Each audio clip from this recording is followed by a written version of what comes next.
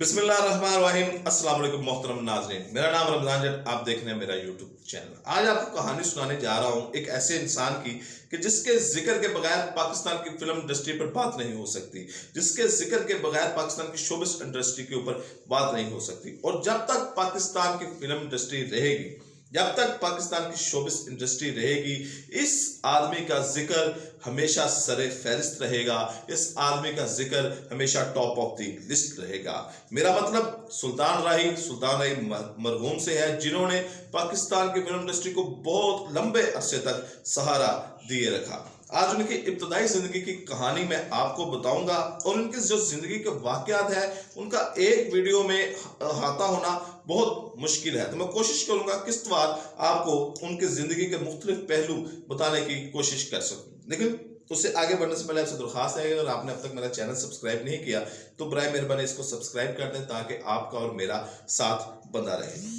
सुल्तान राही हिंदुस्तान के उत्तर प्रदेश के एक शहर सहारनपुर में 1938 को पैदा हुए और जब पाकिस्तान बना तो इनका पूरा खानदान हिजरत करके कराची में शिफ्ट हो गया और कुछ अर्से बाद कराची से ये रावलपिंडी में शिफ्ट हो गए।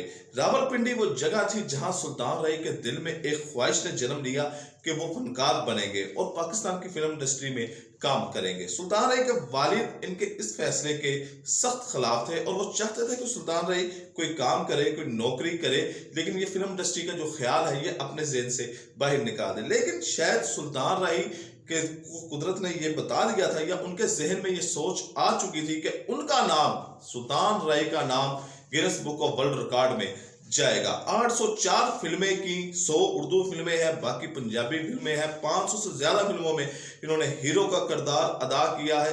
इनका आगाज बड़ा दिलचस्प था। 1956 में इन्होंने एक स्टेज से अपनी अदाकारी का काम करना शुरू किया, अपने अदाकारी के जोहर दिखाने शुरू किए और स्टेज अदाकारी वो उर्दू वहां पर बोली जाती थी, उर्दू ड्रामा चल रहा था।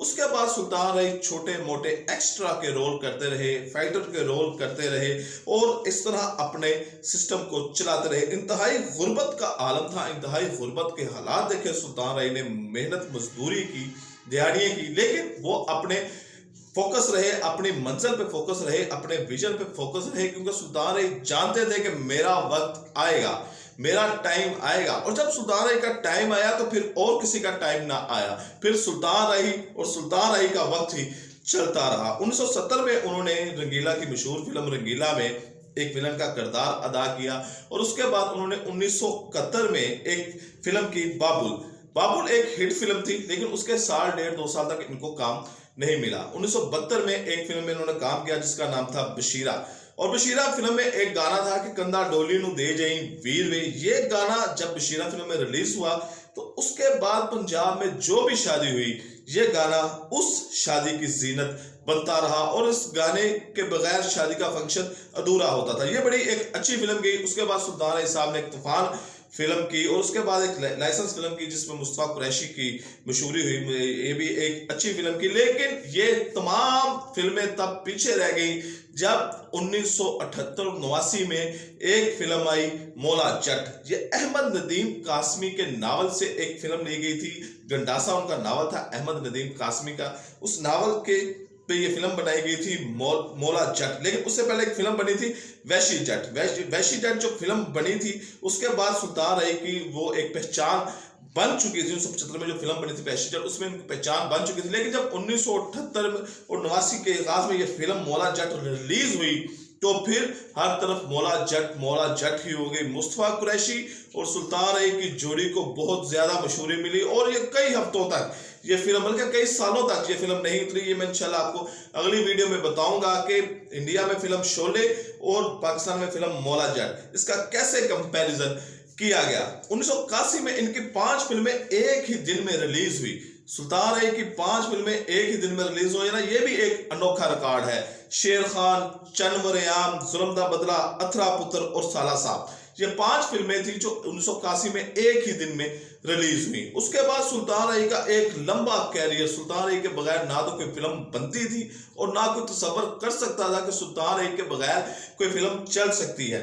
सुल्तान राही की डायलॉग डिलीवरी, आगे बोलना, फेस का एक्सप्रेशन देना, तासर देना, ये बहुत दूर की बातें थी। जब सुल्तान राही सिर्फ स्क्रीन पर चलते ही थे तो वहां के जो तमाम उनके शायकीन होते थे, फिल्म बीन होते थे, उनके पैसे पूरे हो जाते थे। वो सुल्तान राही अभी कुछ भी नहीं बोले, कोई तासुब नहीं दिया, स्क्रीन पर सिर्फ आके चले हैं तो लोगों की टिकटों के पैसे पूरे हो जाते थे। उनका पोस्टर, उनकी तस्वीर हर फिल्म की कामयाबी की जमानत समझी जाती थी। लेकिन सुल्तान राही का एक अलग रूप यह भी था कि उनकी कमाई का एक बहुत बड़ा, एक बड़ी तादाद उनकी जो कमाई की होती थी वो गरीब लोगों पर खर्च कर देते थे, नादर लोगों पर खर्च कर देते थे, बेवा लोगों पर खर्च कर देते थे। और मस्जिदों के ये आशिक थे, राही साहब मस्जिदों के ये आशिक थे। ये रास्ते से गुजरते थे और अगर उस रास्ते पे उनको कोई मस्जिद खस्ता हाल में नजर आती थी, ज़ेर तमीर मस्जिद नजर आती थी, तो ये अपने सेक्रेटरी को कहते थे इसकी इंतजामिया से पूछ के आओ कि इनको कितने पैसे चाहिए। वो आगे बताता था कि जितने पैसे चाहिए, तो सुल्तान राही कहते थे इनको इतने पैसे दो। इन्होंने अपने घर में मस्जिद बनाई जहां पर ये खुद अमामत करते थे, खुद वहां पर कुरान पाक की तिलावत करते थे और वहां पर नमाज पढ़ाते थे। और तमाम स्टूडियोज में शोबिस का जो काम है, शोबिस की जो इंडस्ट्री है, इसमें हर तरह के लोग होते हैं, शराब भी होती है, दूसरे काम भी होते हैं, मुजरे भी होते हैं। लेकिन सुल्तान राही इस फिल्म की दुनिया में आ तो गया, लेकिन इस दुनिया का वो इंसान नहीं था। इसने उस जो शोबिस की इंडस्ट्री थी, जो स्टूडियोज होते थे, उन्होंने उसमें सबसे पहले मस्जिद का जो इन्होंने तमीर कराई, वहां पे लोगों को बाद जमात नमाज पढ़ने की तरगीब इन्होंने दी। और जब शूटिंग खत्म हो जाती थी तो ये वहां पर तबलीग भी करते थे, लोगों को नमाज की तरगीब भी देते थे, लोगों को अल्लाह के जो हुक्म है वो भी बताते थे, तबलीग भी करते थे। शाहरुख स्टूडियो की बात करें तो वहां पे सुल्तान राही ने मस्जिद बनाई, वहां पर अमामत करते रहे और इस तरह बेशुमार जगहों पर जहां पर उनको नजर आया। और इस इनकी कमजोरी से, क्योंकि सुल्तान राही का अल्लाह के घर से इश्क इंतहाई दर्जे का इश्क था, जो पहली तरजीह ही इनकी अल्लाह थी, बाकी सारी चीजें बाद में आती थी। और जो फिल्म साज थे, जो कहानियां लिखते थे या जो प्रोड्यूसर थे, इनकी कमजोरी से बड़ी अच्छी तरह वाकिफ थे कि ये अल्लाह के नाम, जब मस्जिद बीच में आ जाती है या अल्लाह का नाम बीच में आ जाता है तो ये इंसान पिघल जाते हैं, तमाम चीजें पीछे कर देते हैं। तो बहुत से फिल्म साज सिर्फ इस वक्त इस तरह उनको ब्लैकमेल करते थे, क्योंकि सुल्तान राही एक वक्त में कई 100 फिल्में कर रहा होता था, उनके पास टाइम नहीं होता था, शेड्यूल नहीं होता था। तो फिल्म साज उनको कहते थे कि जी इसमें से हम इतनी कमाई मस्जिद को देंगे, हम इतनी कमाई मस्जिद को देंगे, इतनी कमाई इंसानियत पे खर्च करेंगे, आप हमें टाइम दें। तो सुल्तान राही उनको शूटिंग का वक्त दे देते थे कि आप वक्त तय करें, हम शूटिंग पे आ जाएंगे। इस तरह करके वो उनको एक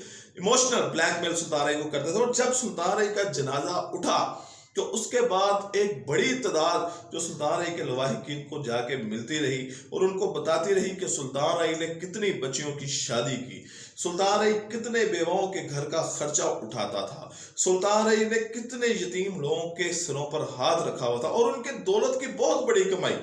देखिए सुल्तान राही हर तरफ सुल्तान राही के बगैर ना कोई फिल्म बनती थी, सुल्तान राही के बगैर एंटरटेनमेंट इंडस्ट्री चलती नहीं थी।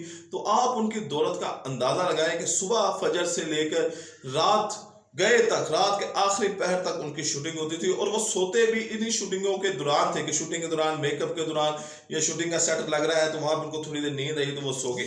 लेकिन वो मुकम्मल तौर पर जो नींद थी वो सुल्तान राही ने कई अरसा नहीं ली कि वो 7, 8, 10 घंटे मुसलसल सो सके। तो उनकी एक बड़ी तादाद में कमाई थी जिनका वो अल्लाह की राह में खर्च कर देते थे, मस्जिदों के ऊपर खर्च कर देते थे। उनको मस्जिद खूबसूरत बनाने का बहुत शौक था। अगर वो कहीं गए हैं, बरूनो मुल्क गए हैं या वहां पर उन्होंने मस्जिद देखी है जहां पे उनको इंटीरियर बहुत पसंद आया है, उनकी सजावट, उनकी जो तज़नीन और आराइश है वो बहुत पसंद आई है, तो उन्होंने वैसे ही मस्जिद अपने पाकिस्तान में आके बनाने की कोशिश की है। मस्जिदों के इतने बड़े आशिक, इंसानियत की खिदमत करने वाले इतना बड़ा इंसान 1996 में गुजरांवाला बाईपास के ऊपर इनको कत्ल कर दिया गया। और डाकू आए, क्योंकि सुल्तान राही फिल्म पे जो नजर आते थे, मूछे, लंबे कुर्ते, धोती, गंडासा, लेकिन सुल्तान राही को जाती जिंदगी में पैंट कोट और बाउ टैप हैट लेने का बहुत ज्यादा शौक था।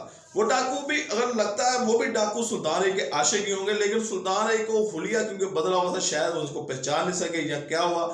डकैती के वहां पर बहुत ज्यादा वाकयात होते थे, एक स्पीड ब्रेकर बना हुआ था, गाड़ियां वहां पर स्लो होती थी और डाकू आके उनको लूट देते थे मुसाफिरों को। लेकिन यहाँ पर गुजरांवाला बाईपास पर सुल्तान राही की गाड़ी का ब्लास्ट हुआ था, उसके बाद डाकुओं ने आके इनके गर्दन के पास बंदूक रखी थी और सुल्तान राही क्योंकि एक आदी थे, उन्होंने बंदूक को हटाने की कोशिश की तो डाकुओं ने फैर चलाया, लेकिन वहां पर पुलिस एक पूरे लंबे अरसे तक खैमे गाड़ के बैठी रही, कुत्ते वहां पर मंगवाए गए और वहां पे डाकुओं की तलाश रही। इसकी एक कहानी है, वो मैं इंशाल्लाह आपको अगले वीडियो में बताऊंगा कि सुल्तान राही का कत्ल क्यों हुआ, कैसे हुआ, इसके पीछे कौन कौन लोग थे। लेकिन उससे पहले आखिर में आपसे दरख्वास्त है कि अगर आपने अब तक चैनल सब्सक्राइब नहीं किया तो उसको कर दें। फिल वक्त इतना ही, इजाजत दीजिए, अल्लाह।